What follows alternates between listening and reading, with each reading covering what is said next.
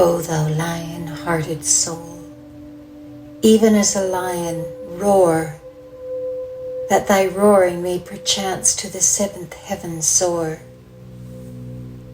Praise be to him whose essence is immeasurably exalted above the strivings of human hearts, however pure, to soar into the atmosphere of his nearness, and whose being is immensely sanctified beyond the exertions of human minds, however lofty, to ascend unto the heaven of his presence. From time immemorial he hath been exalted above the description of aught save himself, and he will forever continue to be sanctified beyond the praise of all created things. The hearts of them that have recognized him are sore perplexed before the tokens of his everlasting handiwork, and the minds of them that have attained his court are bewildered by the wondrous evidences of the revealers of his oneness.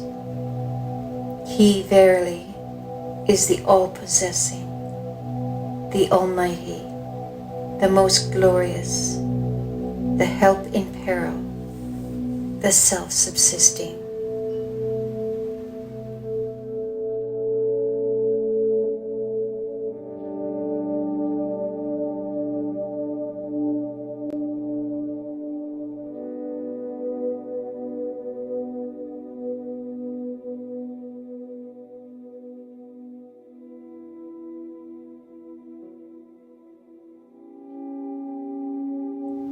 O friend, thine epistle was received.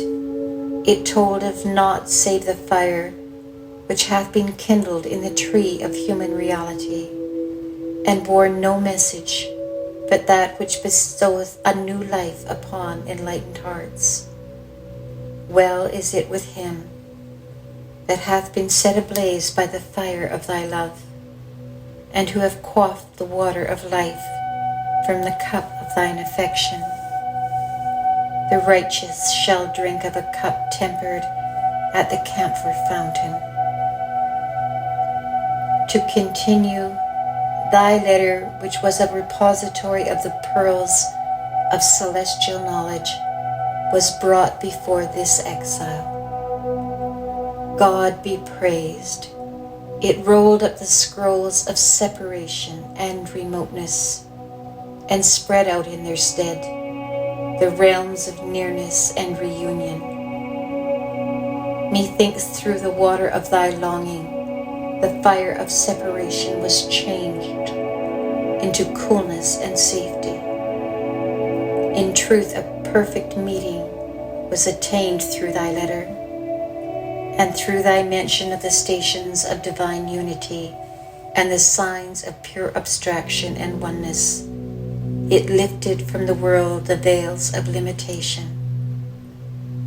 And this notwithstanding, that even the limitations of the world of existence are praised and cherished by the wayfarer, for he seeth all things in the mirror of the verse. No defect canst thou see in the creation of the God of mercy. And at every moment he heareth with his inner ear the tongue of the Holy Spirit uttering the words, Seest thou a single flaw? In faithlessness he beholdeth the secret of fidelity, and in deadly poison he tasteth the sweetest honey. Even vengeance is embraced in this state. Name more. The true lover welcometh the betrayal of the beloved. Thy faithlessness I cherish more than every gift that life can give. To suffer at thy vengeful hand, how much dearer than to live. Thus do the wayfarers in the wilderness of solitude and search experience events and conditions which, though to outward seeming be a mortal poison, are inwardly a wholesome draught, and though in appearance a passing mirage, are in reality pure and refreshing waters. Were I to attempt a full description of this station, neither could I express it, nor the hearer grasp it. And whoso observeth with the eye of innate knowledge will confess openly as well as privily the self-same truth. As to perceived differences, these can be attributed to the diverse stations that have been attained by them that tread the path of search and mystic knowledge.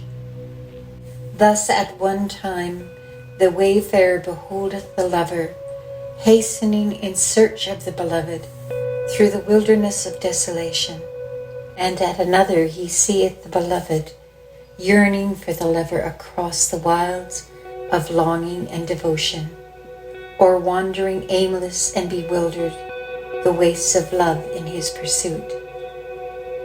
Oh, for a drop to drink, the thirsty soul doth groan. Oh, for a thirsty soul, the spring in turn doth moan. From yet another vantage, he perceiveth that the lover and the beloved are one and the same, and that the seeker is himself the very object of his search. How can the lover from the loved one ever part?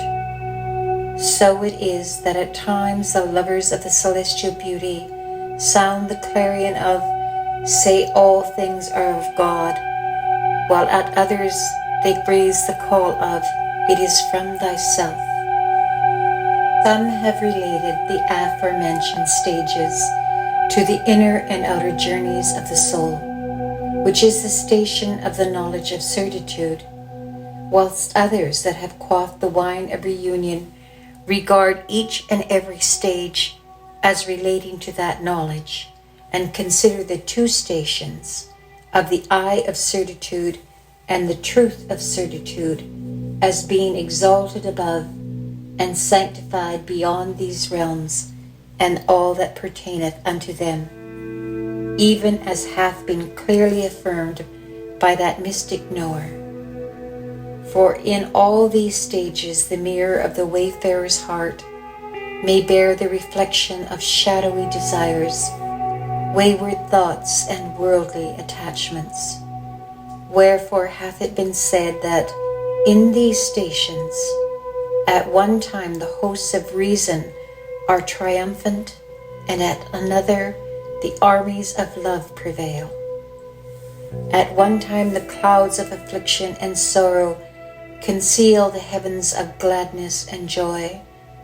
At another the eternal leviathan of love devoureth in one fleeting moment all manifestations of sadness, anguish, grief, and dejection, and the morn of divine guidance dawneth forth with the joyful tidings of despair not of God's mercy, and the gentle breezes of his providence dispel every vestige of torpor and estrangement.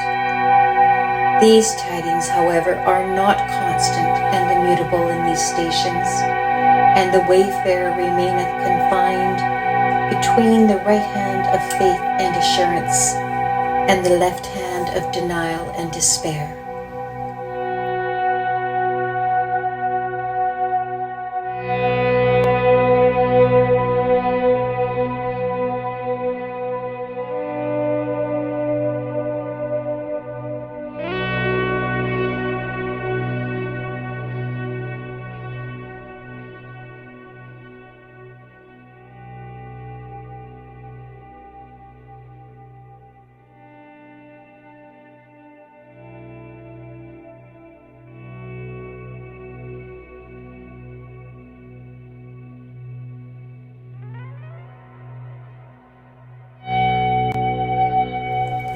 Some wayfarers remain forever veiled in these stages. Others are assisted by invisible aid from the source of unfailing grace, whereat the hosts of the realm on high raise the tabernacle of divine power and the ascendancy of, and verily our host shall conquer, is manifested, obliterating the signs and standards of every worldly attachment and limitation, even as alluded to by some who have attained this station. At such times, the ascendancy of God's names and attributes will so surround a soul as to leave it no place either to stay or to flee. This station, however, hath its own obscurities and impediments, for they that journey towards the land of divine unity and detachment are still wrapped within the confines of names and attributes, and take delight in their gardens and bowers. Thus it is that in describing these stations, some have made reference to the unity of existence and the unity of appearance. By this is meant that the seeker will close his eyes to all save his beloved, and open them to naught but his beauty. He will pass beyond the mortal world and approach the everlasting realm. He will see no beauty but the beloved's, and hear no utterance but his praise. That is, he will avert his gaze from aught save his beauty, and refuse to hearken to any melody but the sweet accents of his voice. Howbeit some are led astray even in this station, for no sooner do they inhale the fragrance of reunion and hearken unto the voice of the doves of heavenly grace, than they imagine themselves to have attained perfection, and wander lost in the wilderness of self-conceit, thus depriving themselves of the soft-flowing stream of divine providence and the ethereal cup of heavenly delight.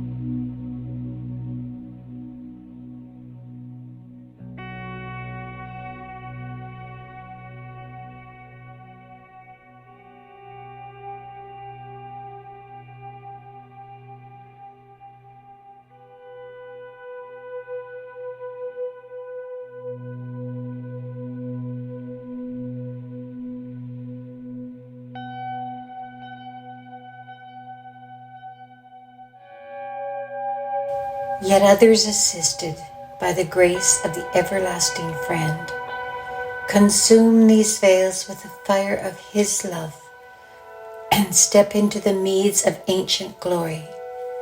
That is, forsaking the wilderness of the unity of existence, they attained unto the ultimate abode of the true appearance of the divine unity.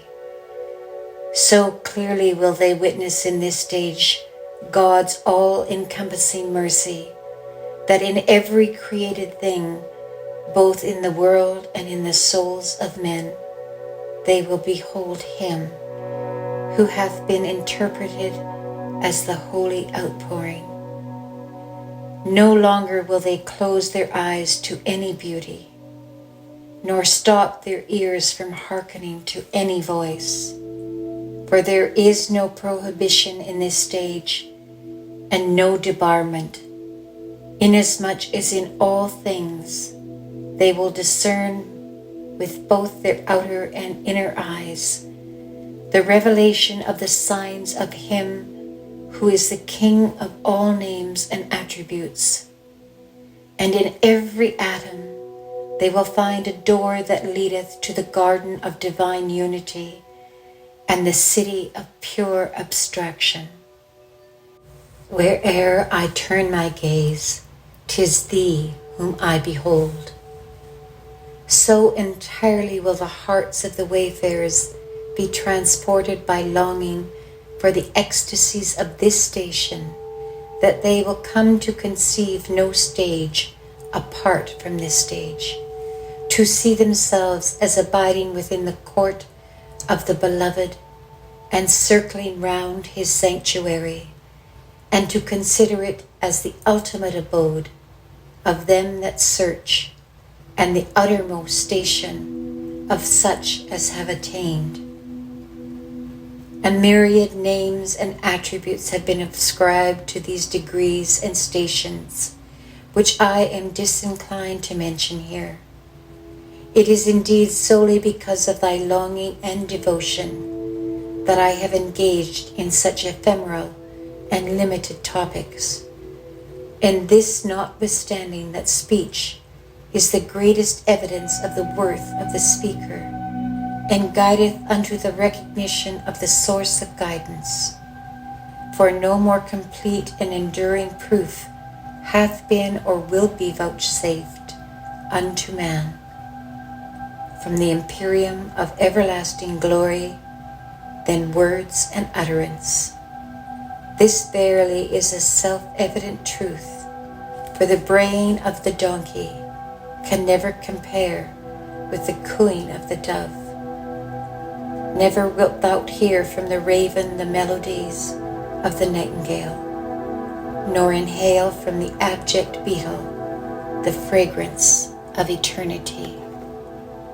Baha'u'llah.